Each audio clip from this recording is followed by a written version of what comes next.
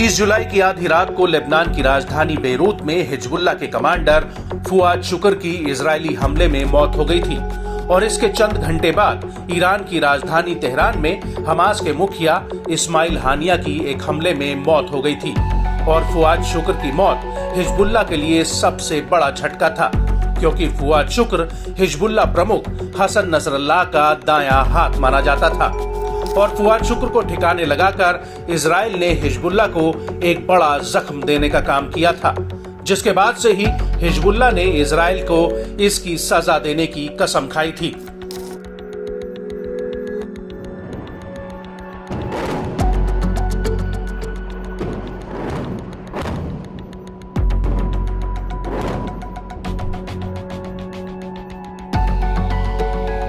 और अब इसी कड़ी में हिजबुल्लाह ने 25 अगस्त 2024 के तड़के उत्तरी इजराइल के बहुत ही भीतर कई रॉकेट, मिसाइल और ड्रोन हमले किए हैं, जिससे समूचा मिडिल ईस्ट दहल उठा है। हालांकि इजराइल ने इस हमले को लेकर कहा है कि उसने हिजबुल्लाह के अधिकतर हमलों को बेअसर कर दिया था, लेकिन अब हिजबुल्लाह के जनरल सेक्रेटरी हसन नसरल्लाह ने ताल ठोक कर इजराइल के इस दावे पर बड़ा बयान दिया है।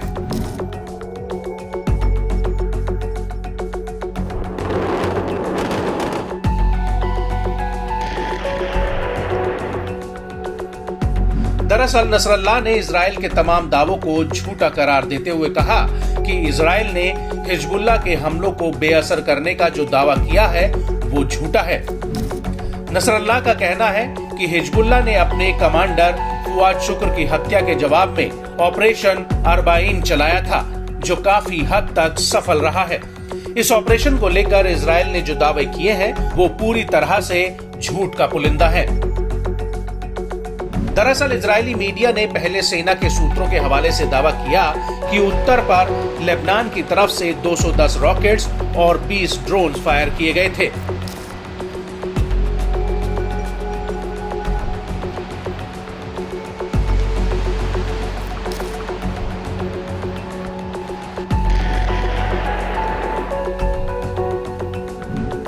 वहीं नसरल्लाह का कहना है कि शुरुआती चरण में हमारी योजना 310 मिसाइलों को लॉन्च करने की थी, लेकिन हमने 340 मिसाइलें दागी और दुश्मन किसी को भी बेअसर नहीं कर पाया।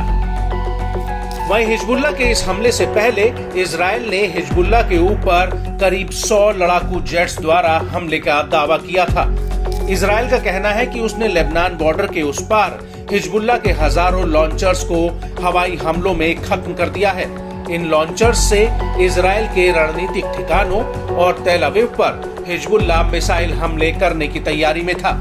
हालांकि नसरल्लाह ने इजराइल के इस दावे को खारिज कर दिया है। नसरल्लाह का कहना है कि इजराइल का ये कहना है कि उसने लेबनान के हजारों लॉन्चर्स को तबाह कर दिया है। ये एक झूठ के ऊपर झूठ है।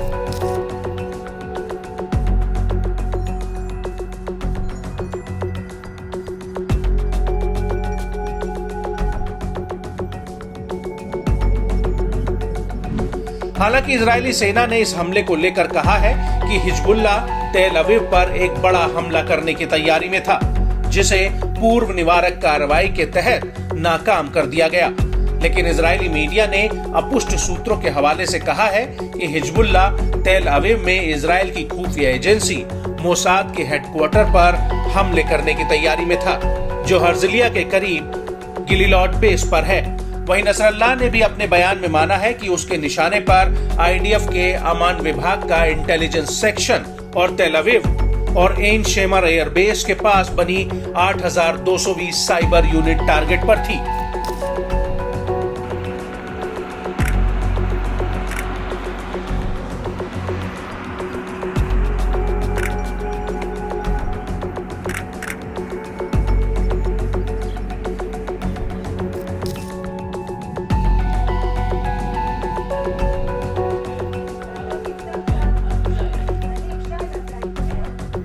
आपको बता दें कि हिजबुल्लाह का कहना है कि उसने हमले के पहले चरण में सफलता हासिल की है और उसने 300 से ज्यादा कत्यूशा रॉकेट उत्तरी इजराइल पर फायर किए हैं।